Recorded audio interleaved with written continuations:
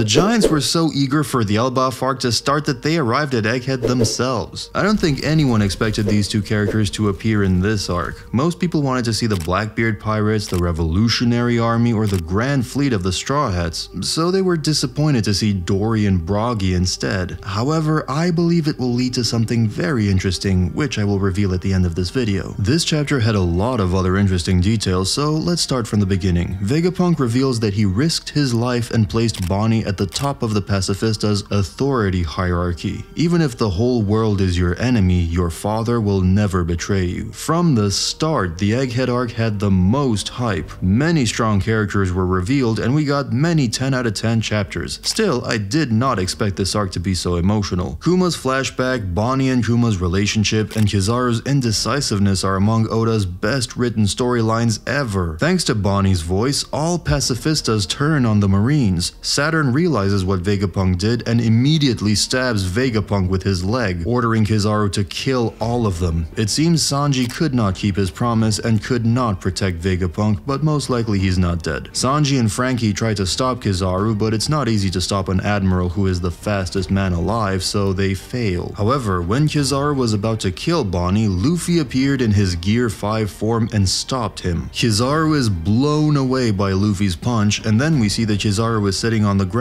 holding his head. This moment is very debatable. Even Saturn knows that something is wrong with Kizaru. Of course, Luffy is one of the strongest characters right now, but Kizaru is not a random weakling either. There is no way that Kizaru could not block or at least receive this punch without collapsing on the ground. It's also clear that he's still on Saturn's side, but I think his indecisive justice reached its peak. This is the first time when Kizaru just can't follow orders because the order is to kill his own friends. On the other hand, he can't lead or decide on his own, so his confusion makes him weak. In One Piece, it has been mentioned many times that a person is at their weakest when they cannot act without feeling guilt. Even the sharpest sword becomes dull when pointed at a friend. It was shown even in this arc. When fighting Aokiji, Garp said something interesting. Never second guess yourself in the heat of the moment. It could be directed to Kizaru perfectly because Kizaru is in the same state as Garp was at Marineford. He could not decide either. Garp let Luffy punch him for a moment, but later could not risk saving Ace. Kizaru is at his weakest point right now, but I hope, unlike Garp, Kizaru will finally reach a decision and betray Saturn and the Celestial Dragons. I also believe that Luffy will play a big role in his decision. The Warrior of Liberation will free Kizaru from himself. In this chapter, Bonney found out that Luffy is Nika. Hopefully, we will see Bonney's Nika form very soon as well. We also saw that the ancient robot started moving a little with Luffy's heartbeat. This robot is still in the same place. It has not moved a bit in the last 12 chapters. The ancient robot is still one of the biggest mysteries of this island, but the Egghead arc will end pretty soon, so we just have to wait for a little bit more to get all the answers. In the epic final double page of the chapter, we saw the giant warrior pirate ship destroying all marine battleships on the northeast coast. The two giants that led the crew are Dorry and Broggy. The chapter where Dorry and Broggy were revealed for the first time is named Giants, and the current chapter, 1106, is named At Your Side. If we combine these two chapters, we get Giants at Your Side. To understand why Dorry and Broggy appeared at Egghead, we have to go back to chapters 1068 and 1079. After many years, we saw these two characters on Elbaf with the red-haired pirates. Now, some people expect Shanks to appear on Egghead as well, but sadly, it won't happen. In chapter 1079, it was revealed that the red-haired pirates are tracking Blackbeard's movements, and I'm sure their next goal is to find Teach. Oda even hinted that those two characters will finally fight each other in 2024. After Luffy, Law, and Kid separated, they went to 3 different islands. When the Blackbeard pirates fought the Heart Pirates, Teach said that he randomly chose this island and met Law by chance. This means that Egghead and the island where the other Blackbeard pirates fought Law are not too far away from each other. The fact that Broggy and Dorry could go from Elbaf to Egghead so fast confirms this as well. The distance between Elbaf and Teach is really short right now, so I'm sure that the Blackbeard versus Shanks fight will happen very soon. As I mentioned, Shanks knew that Blackbeard left the Hachinosu island, but how? At first, I thought about a secret Weaver card, but a Weaver card shows the exact location of the person, and Shanks expected Blackbeard to appear at Wano, not on another island. Maybe there is a traitor in the Blackbeard pirates. As far as Shanks only had information about Blackbeard leaving the island, most likely the traitor is not from a group that followed Blackbeard. Jesus Burgess, Van Augur, and Dog Q are excluded. Katarina Devon and Lafette have their own mission, so that's less likely as well.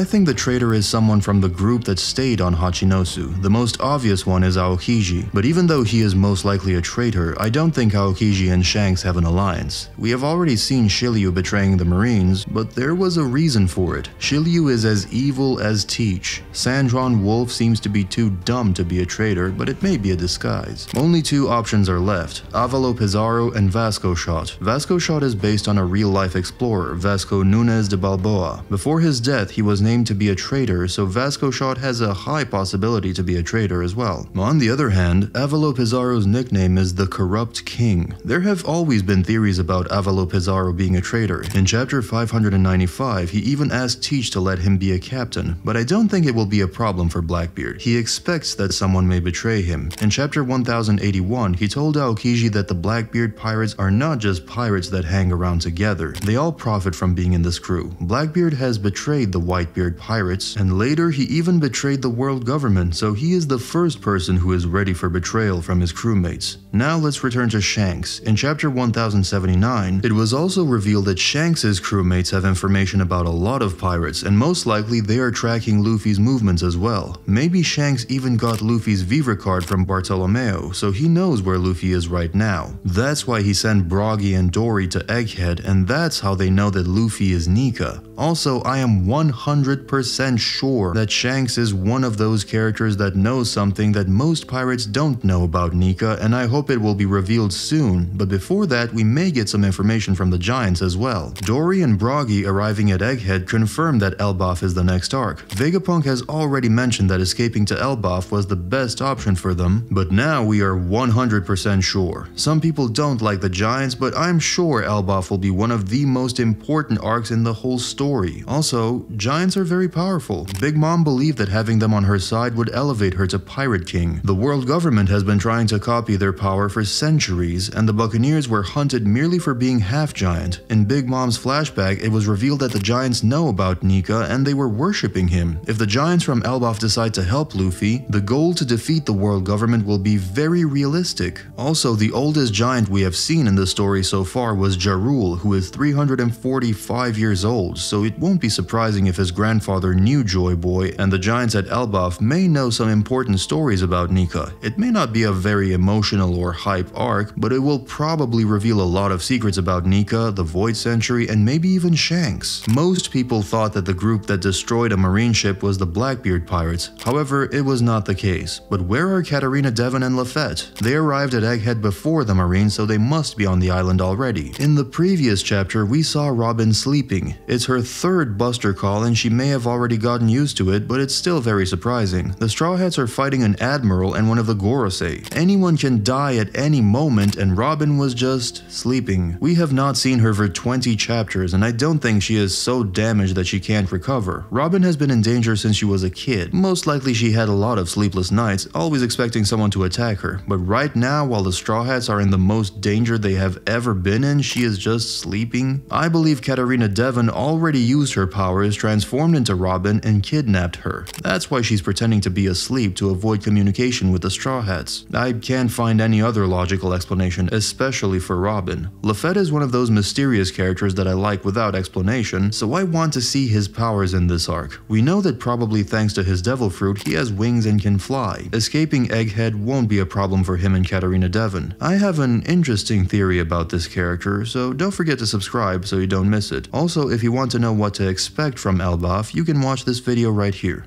Thanks for watching.